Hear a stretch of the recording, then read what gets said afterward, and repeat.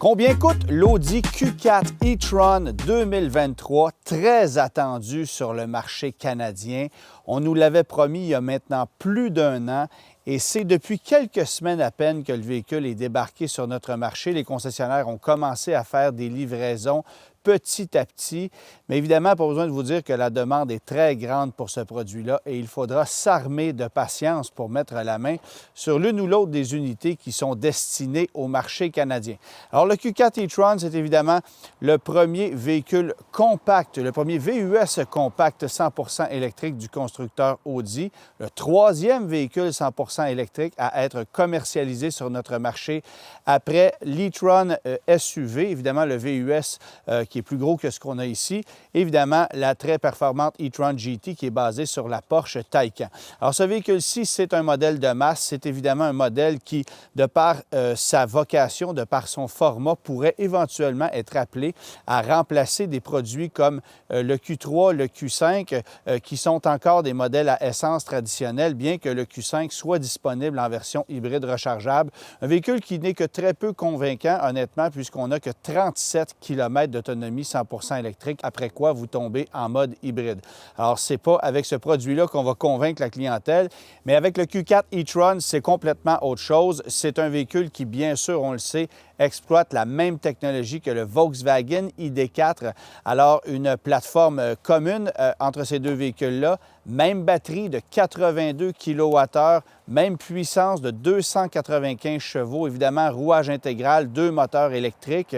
Il faut savoir que si chez nous au Canada, on n'a que cette version à 4 roues motrices qu'on appelle Q4 e-tron 50 Quattro, bien, sur le marché américain, il est également possible d'obtenir un Q4 e-tron 40, une version propulsée, donc à 2 roues motrices, qui est évidemment dotée de la même motorisation que le Volkswagen ID4 propulsé, ce qu'on ne propose pas sur notre marché du côté de chez Audi. On a préféré se concentrer que sur le modèle à 4 roues motrices, qui est tout à fait logique, parce que même du côté de chez Volkswagen, on sait qu'on vendra environ 90 de modèles à 4 roues motrices, ce qui veut dire que les ventes auraient été embryonnaires pour un Q4 2 roues motrices. De toute façon, la vocation d'Audi, c'est d'offrir des véhicules à 4 roues motrices et puisqu'on veut niveler vers le haut, bien, on veut se différencier davantage du ID4 qui lui propose 2 choix de motorisation.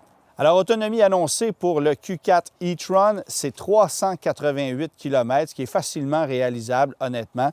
Vous allez mettre environ 40 minutes pour recharger le véhicule à une vitesse de 150 kW, de 5 à 80 %. Ça, c'est vraiment la puissance maximale de recharge qu'on peut obtenir. Sinon, sur une borne résidentielle de niveau 2 à 32 kW, bien, ça vous prendra environ entre 7 et 8 heures pour une recharge complète. Véhicule qui est impressionnant aussi parce qu'on peut remorquer avec celui-ci 2600 livres au niveau de la charge. Il n'y a pas beaucoup de véhicules en compétition qui permettent ça, évidemment, à part Tesla. Alors, petit avantage du côté d'Audi, qui arrive sur le tard, comme je le mentionnais, et qui vient donc rivaliser avec des modèles comme le Genesis GV60, comme le Duo de chez Volvo, le C40 et le XC40 Recharge, contre le Mercedes EQB qui fait actuellement son arrivée sur le marché également. Alors, il y a plus de compétition que ce à quoi on s'attendait chez Audi lorsqu'on avait prévu d'amener le Q4 e-tron sur le marché, mais les délais ont fait que la compétition a pu venir s'installer, ironiquement, avant le Q4 qui avait été annoncé bien avant ses rivaux.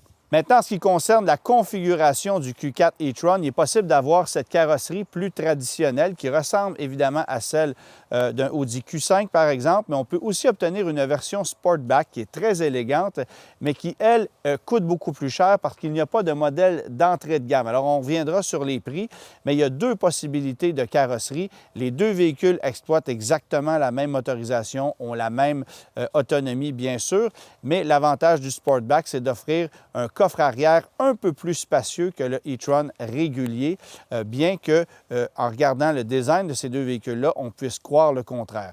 Évidemment, j'ai l'impression que cette version-ci connaîtra beaucoup plus de succès chez nous parce qu'il y a une différence marquée au niveau des prix sur lesquels on reviendra plus tard, mais disons que le Q4 e-tron Sportback est sérieusement désavantagé sur le marché canadien par rapport au marché américain.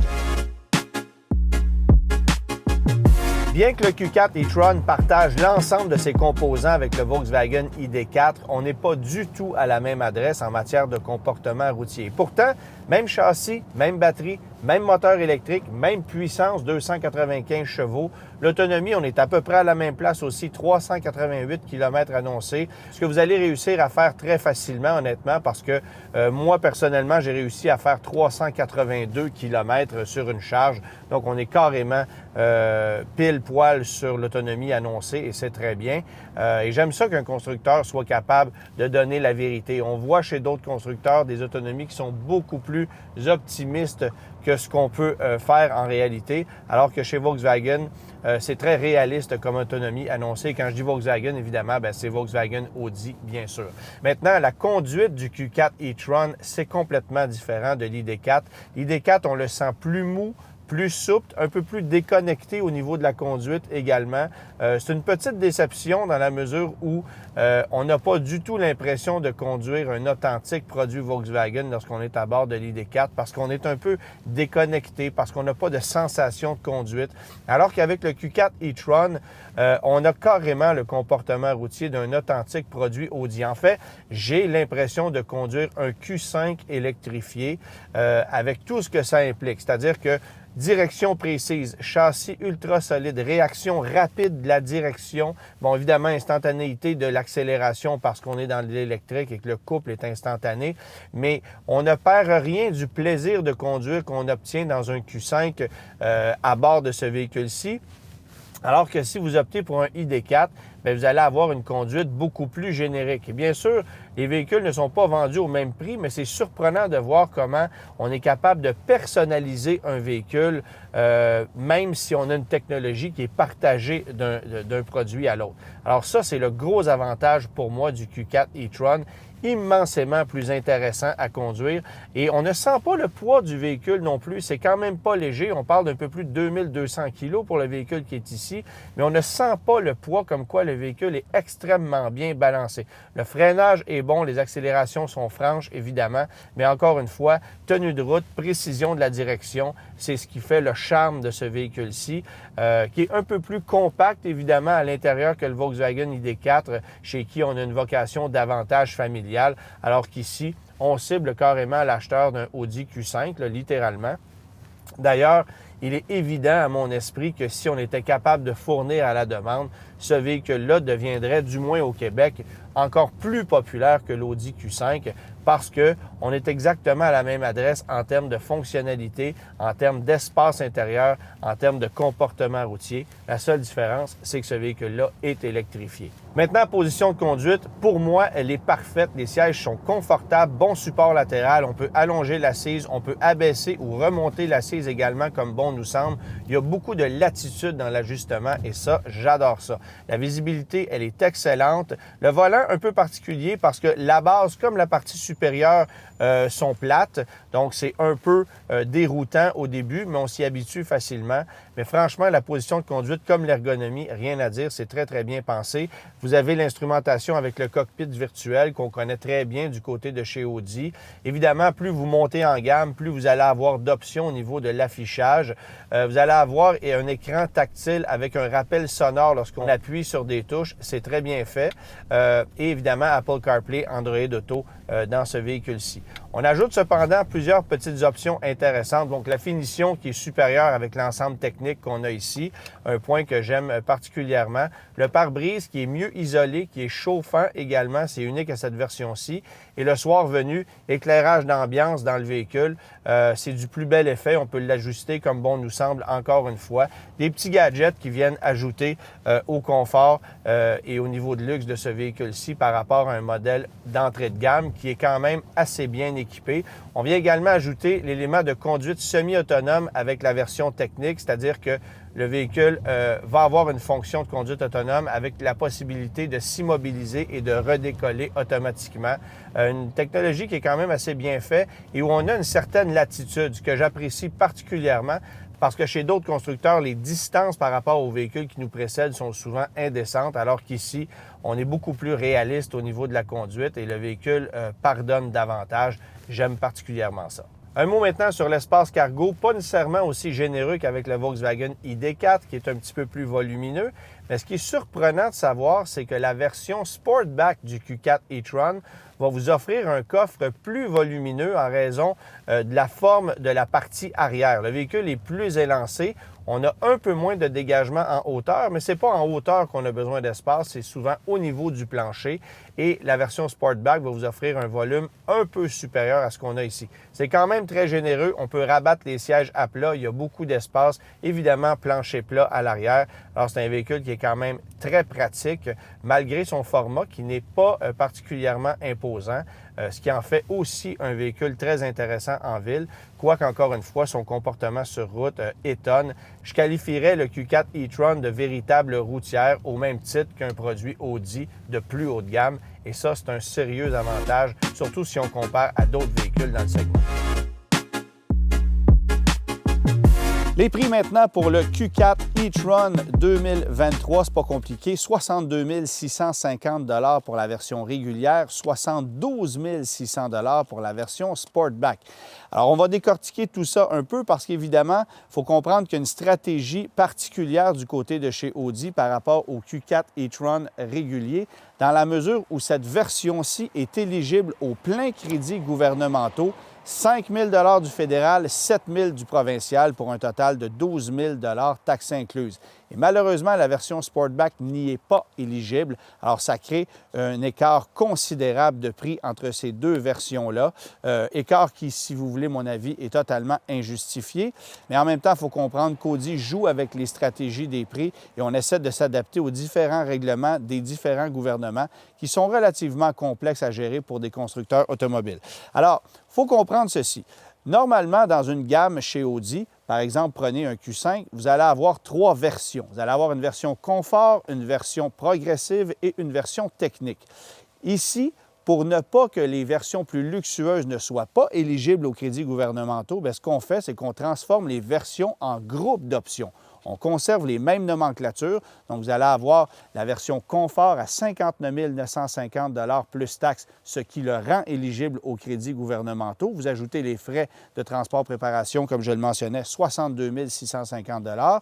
Et là, ensuite, vous pouvez ajouter le groupe d'options progressives pour 5 400 $ ou encore le groupe d'options techniques, ce qu'on a ici, pour 8 400 $. Ce n'est pas une version, c'est un groupe d'options et la nuance est importante parce que si ça avait été des versions et les modèles progressifs et les modèles techniques n'auraient pas été éligibles. Et ce qui arrive avec la version Sportback, c'est qu'on ne propose pas de version confort, on est directement envoyé dans une version progressive ou encore dans une version technique si on choisit le groupe d'options supplémentaires. Donc, ça explique pourquoi la version Sportback n'est pas éligible, mais de toute façon, le modèle Sportback coûte environ 5 000 $ de plus à équipement équivalent qu'un modèle régulier, ce qui est quand même assez onéreux pour profiter d'un coffre un peu plus spacieux et d'un design un peu plus sportif. Vous en conviendrez. Maintenant, puisqu'on vient ajouter en plus le 12 000 $ de crédit qui n'est pas applicable sur le modèle Sportback, vous aurez compris que la grande majorité des acheteurs québécois vont jeter leur dévolu sur ce modèle-là. Bien que chez les concessionnaires Audi, on mentionne que chaque version Sportback qui débarque chez les concessionnaires se vend d'un claquement de doigts. Évidemment, on comprend pourquoi. Il y a pénurie de véhicules un peu partout. On s'arrache les véhicules électriques sur le marché et s'il y en a un disponible, il se vend quasi instantanément. Alors oui, le véhicule qui est ici, malgré toutes les options qu'on y ajoute, est entièrement subventionné par les différents paliers de gouvernement.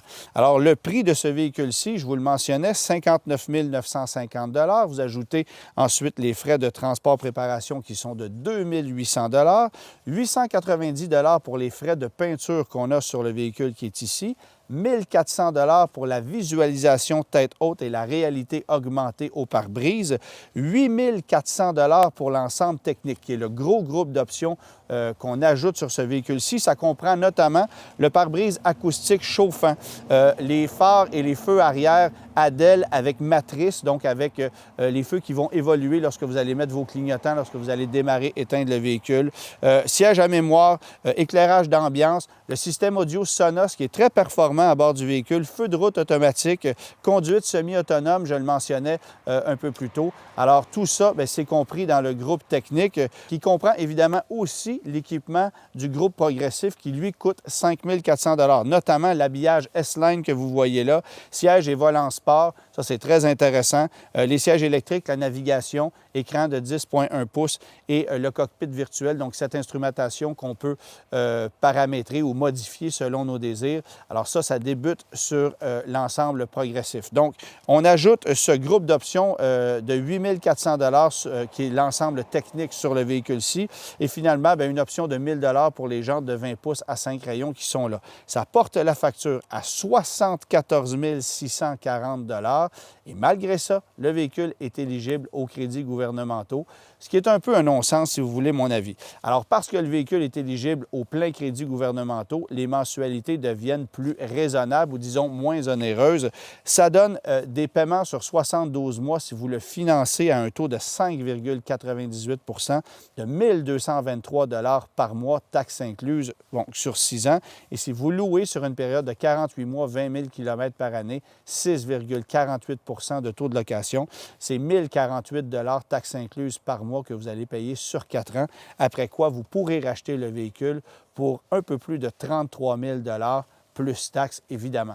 Alors, est-ce que c'est une aubaine? Non, pas vraiment, mais on profite de sérieux crédits sur ce véhicule-ci. C'est également le cas avec le duo Volvo C40 et XC40 Recharge dans certaines versions, il faut le savoir, parce que du côté de chez Volvo, on joue avec les versions et non pas avec des groupes d'options. Donc, il y a une nuance intéressante, mais c'est intéressant de comparer les stratégies des différents constructeurs, parce que si, par exemple, vous achetez demain matin un Genesis GV60 qui est directement en compétition avec ce produit-ci, il n'est pas éligible aux crédits gouvernementaux. Alors, même si le prix du véhicule est similaire à celui qu'on a ici, ou même moindre que celui qu'on a ici, vous n'aurez pas droit à des crédits du côté de chez Genesis et vous avez droit à 12 000 $ du côté de chez Audi. J'imagine que les différents paliers de gouvernement vont ajuster le tir au fil des années. Sinon, les constructeurs vont s'ajuster. Mais dans le contexte actuel, s'ajuster pour un constructeur peut être particulièrement complexe. Et comme tout se vend d'un claquement de doigts, des fois, on décide tout simplement de jeter l'éponge et de ne pas se soucier de ces crédits qui varient d'une province à l'autre, d'un pays à l'autre et qui sont particulièrement difficiles à gérer pour les constructeurs.